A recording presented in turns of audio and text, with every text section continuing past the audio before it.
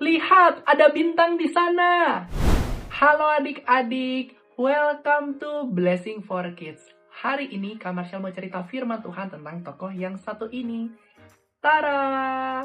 Tapi sebelum kita mulai, kita mau bersatu hati terlebih dahulu ya di dalam doa. Mari kita berdoa.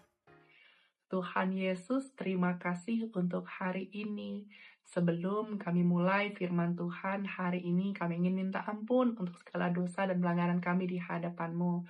Tolong kami ya Tuhan, supaya kami dapat mengerti dan mampukan kami untuk dapat menjadi pelaku firman-Mu. Di dalam nama Yesus, kami telah berdoa dan mengucap syukur. Haleluya, amin. Nah, Kak Marshall mulai ya ceritanya. Suatu hari adik-adik, setelah Yesus lahir di kota Bethlehem, ada suatu kejadian di mana orang-orang Majus datang dari timur menuju Yerusalem. Nah, ini orang-orang Majusnya. Mereka datang membawa persembahan. Ada lagi. Nah, ini orang-orang Majus yang berikutnya nih. Tara! Jadi orang Majus yang datang ini nggak cuma satu ya, tapi lebih dari satu. Ada lagi. Nah ini. Tada! Mereka melakukan perjalanan yang cukup jauh loh adik-adik, dari timur menuju kota yang bernama Yerusalem. Nah, sesampainya mereka di suatu kota yang bernama Yerusalem, mereka pun akhirnya bertanya kepada seorang raja yang bernama Raja Herodes. Nah, ini Kak Marshall tunjukin dulu ya orang Majusnya nih. Marshall tunjukin. Nah, jadi orang Majusnya setelah sampai di Yerusalem, nah ini nih orang Majusnya, Tara. Nah, ini kan ada orang Majusnya ya. Kak Marshall tunjukin lagi yang lain ya, tunggu sebentar. Nah, jadi ada beberapa orang Majus yang datang pada waktu itu. Nah, ini, Tara. Ya, ada lagi satu lagi ya, Kak Marshall tunjukin.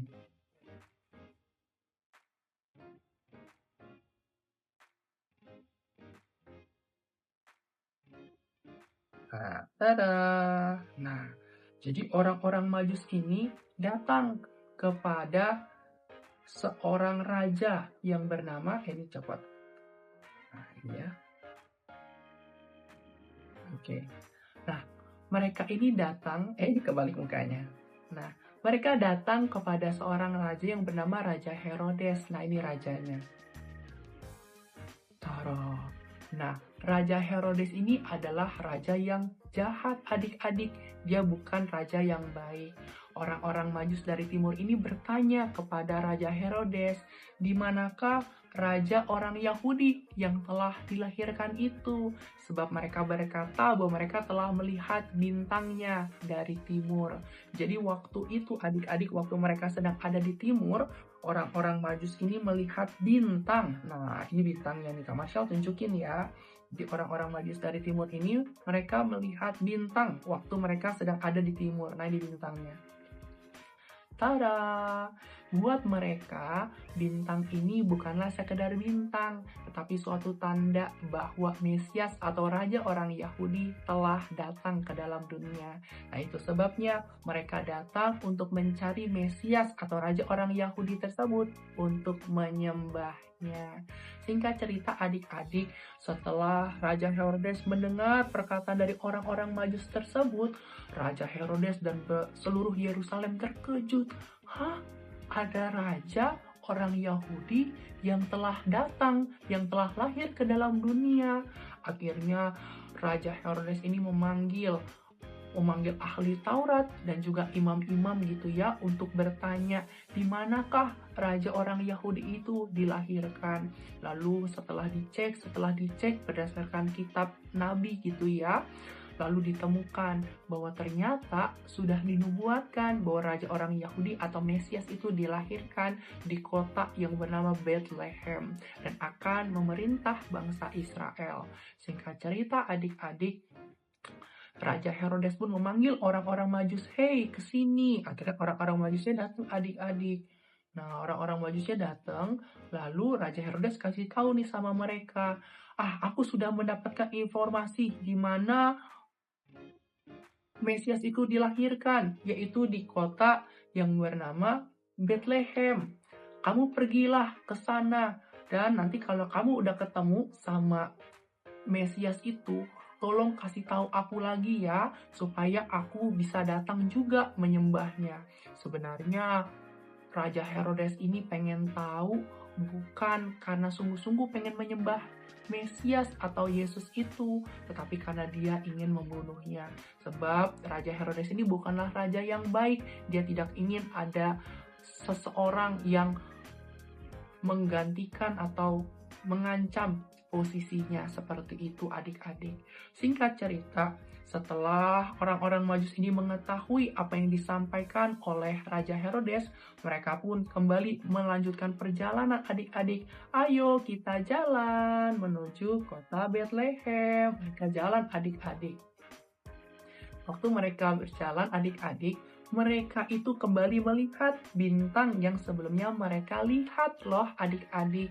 Dan ketika mereka mengikuti bintang tersebut, akhirnya mereka tiba di tempat di rumah di mana Yusuf ada. Nah, ini Yusuf berada. Tara.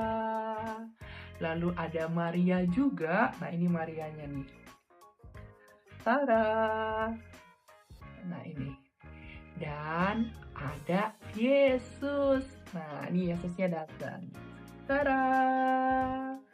Jadi, di rumah tersebut mereka berjumpa dengan Yusuf, Maria, dan Yesus. Lalu, seperti yang Kak Marcel ceritakan, bahwa orang-orang Majus dari timur ini kan datang tidak dengan tangan hampa ya. Mereka datang membawa persembahan. Jadi, ada yang datang membawa emas. Nah, ini emasnya. Nah, ini emasnya. Tada! Lalu dikasih kepada Yesus. Lalu ada lagi yang membawa apa? Ada yang lagi yang membawa kemenyan. Nah, ini ya. Ada yang bawa kemenyan. Dikasih nih kemenyannya kepada Yesus. Tada! Nah, ini. Ya, dibawa kepada Yesus. Dan yang terakhir, ada juga yang membawa mur. Ya, ini murnya nih. Kak Marcel tunjukin dulu ya. Ntar Kak Marcel ambil dulu. Tadi jatuh.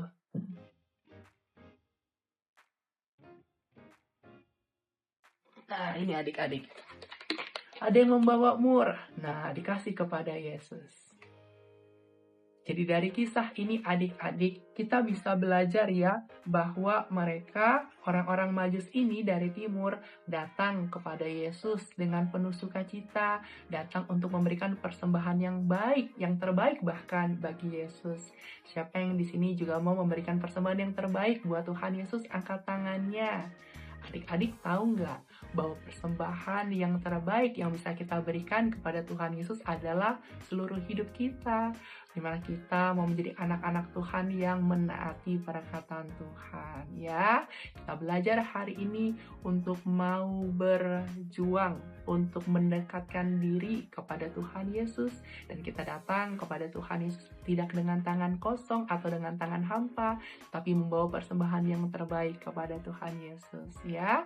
Yuk, sebelum kita tutup, kita mau hafalan dulu ya adik-adik dari Roma pasal yang ke-12 ayat yang pertama.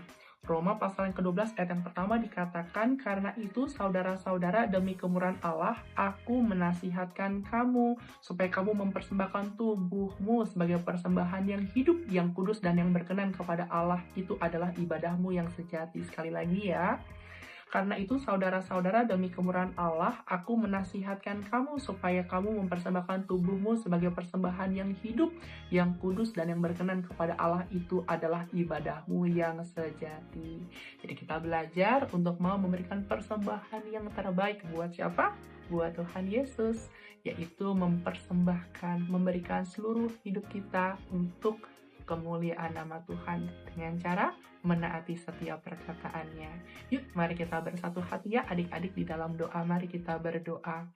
Tuhan Yesus, terima kasih untuk firman-Mu. Kami mau belajar seperti orang-orang Majus dari timur yang mau datang mendekat kepada Tuhan Yesus dan memberikan yang terbaik yang dapat diberikan. Tolong kami ya Tuhan, supaya kami dapat memberikan seluruh hidup kami untuk kemuliaan nama-Mu dengan cara kami mau menaati setiap perkataan-Mu. Terima kasih ya Tuhan, di dalam nama Yesus kami telah berdoa dan mengucap syukur. Haleluya. Amin. Once again, terima kasih ya adik-adik sudah mau mendengarkan firman Tuhan hari ini. Happy Sunday and God bless you. Bye-bye.